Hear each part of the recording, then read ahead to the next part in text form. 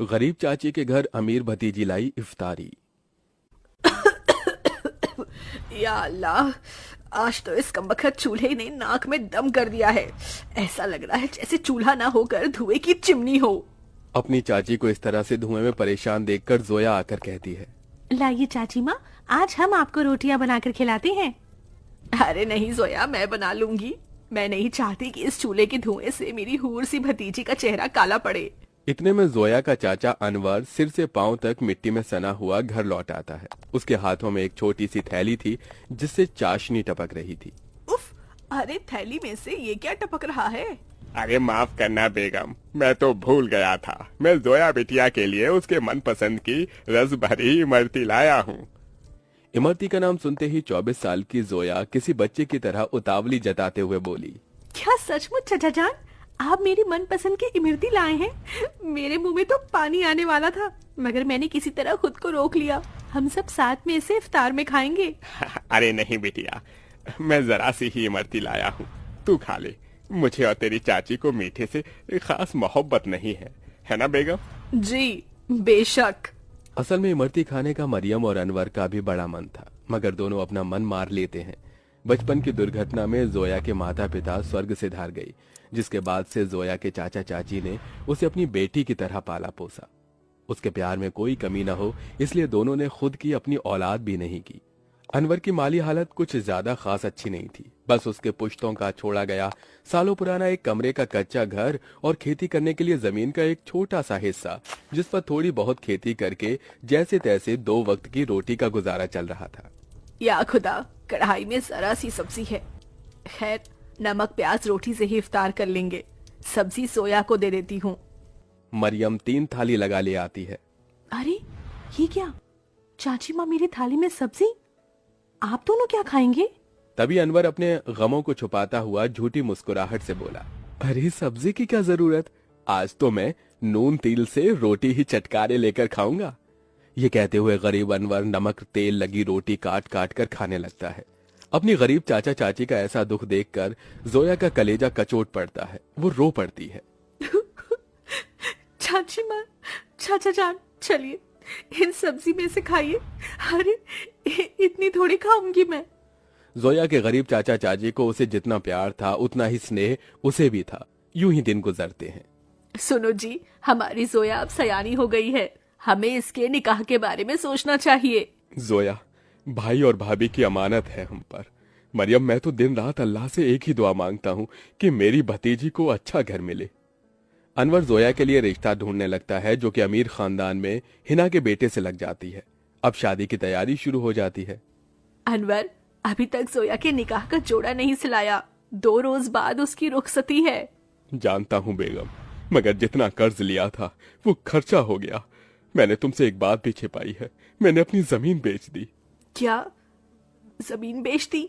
उसी से तो फकत अभी तक हमारी रोजी रोटी चल रही थी। अब क्या करेंगे आगे? अल्लाह मियाँ बैठा है ना रोटी देने वाला। मरियम, कुछ तो कर लूंगा, लेकिन जोया हमारी इकलौती भतीजी है। उसका निकाह अच्छे से घर में हो जाए ताकि मन में कोई मलाल ना हो। जोया के गरीब चाचा चाची उसकी शादी के लिए अपनी खेती बाड़ी बेचकर उसकी विदाई करते हैं। चाचा चाची माँ,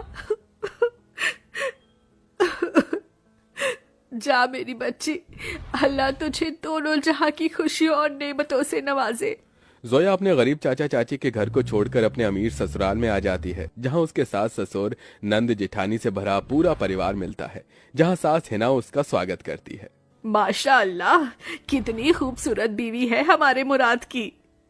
एकदम सही फरमाया आपकी अम्मी, भाई की तो किस्मत खुल गई। चलो देवरानी जी, हम तुम्हें तुम्हारा कमरा दिखाते हैं। जोया की जेठानी आलिया उसे कमरे में ले आती है, जो कि बहुत ही बड़ा और आलीशान था।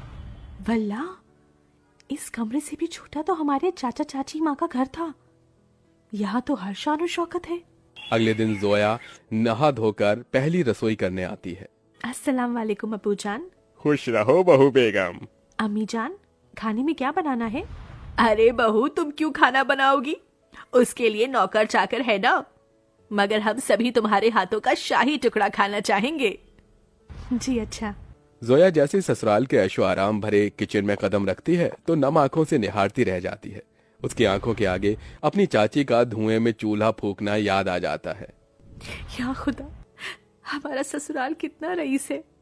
ऐसा लग रहा है जैसे हम किसी जन्नत में आ गए हैं।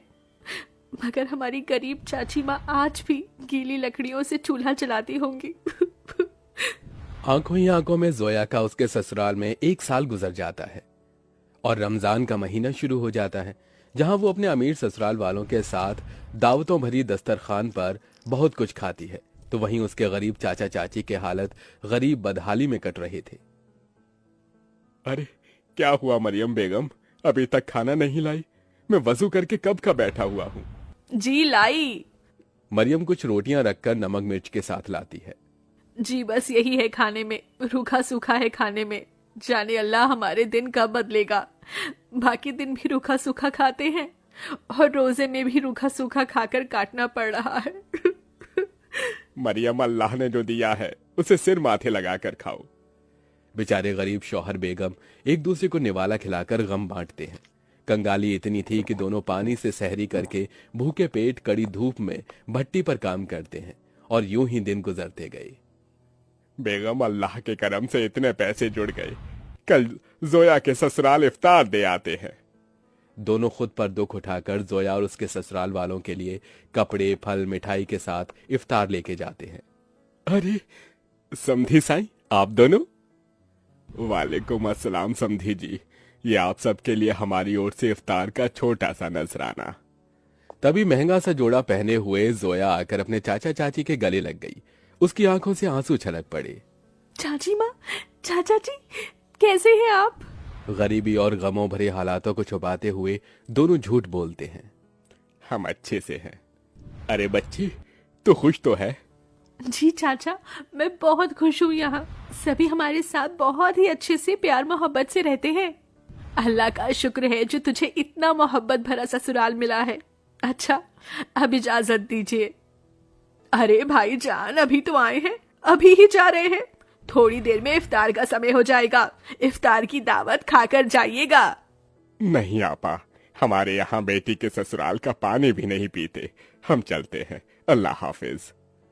उनके जाने के बाद जोया की नंद ने कहा, अम्मी, आपने गौर फरमाया भाभी जान के चाचा चाची काफी कमजोर से लग रहे थे और कुछ परेशान भी थे। नाजिमा, लाजमी है कि वो कुछ परेशानी में है। बहू, तेरे चाचा चाची बहुत ही खुददार हैं। ऐसे तो वो हमारी मदद लेंगे नहीं। एक काम कर, तू भी उनके लिए इफ्तारी लेके जा, इन्हें अच्छा लगेगा। जोया के ससुराल वाले बहुत ही खुशियों के साथ उसके गरीब चाचा चाची के लिए इफ्तार की तैयारी में टोकरे भर फल, मिठाइयाँ, बहुत सी चीजें करते हैं। 2 दिन बाद जोया अपने गरीब चाचा चाची के घर पहुंचती है। किस्मत तो देखो, उस इफ्तारी की शाम उनके घर में रोटी के लिए भी जखना लगा हुआ था। तभी कुछ लोग अलमारी, कुर्सी, फ्रिज, पलंग इत्यादि अंदर लाते हैं। ये सब किसका सामान उतर कर हमारे घर आ रहा है? जोया, तू मेरी बच्ची। अस्सलाम वालेकुम चाची माँ, क्या बात है? इफ्तार का समय हो गया और आप दोनों ऐसे बैठे हैं? हम इफ्तार करने ही जा रहे थे। तो चलिए, मैं थाली लगाकर लाती हूँ। हम तीनों चाचा चाची भतीजी एक साथ इफ्तार करेंगे। जोया जैसे ही चूल्हे के पास जाकर देखती है तो सारे बर्तन खाली पड़े होते हैं। ये देखकर उसकी आंखों से आंसू गिरने लगते हैं। चाचा चाची, इस घर से मेरी रुखसती क्या हुई? आप दोनों ने मुझे इतना पराया कर दिया कि ये तक भी ना बताया कि आप दोनों किन हालातों से गुजर रहे हैं। मेरी बच्ची, इस घर में क्या तूने कम गमजादगी उठाई थी? चाचा चाची माँ, आप दोनों ने भी तो मेरे लिए कितनी कुर्बानी दी, कितनी मेहनत मशक्कत की और मुझे शहजादी जैसा पाला पोसा। अब मेरी बारी है। इसके बाद जोया खुद अपने हाथों से इफ्तार में बहुत कुछ बनाती है। इफ्तार की दावत देखकर उसके चाचा चाची पेट भरकर खाते हैं। आज एक अरसे बाद ऐसी इफ्तारी नसीब हुई है, वरना तो सालों से गरीब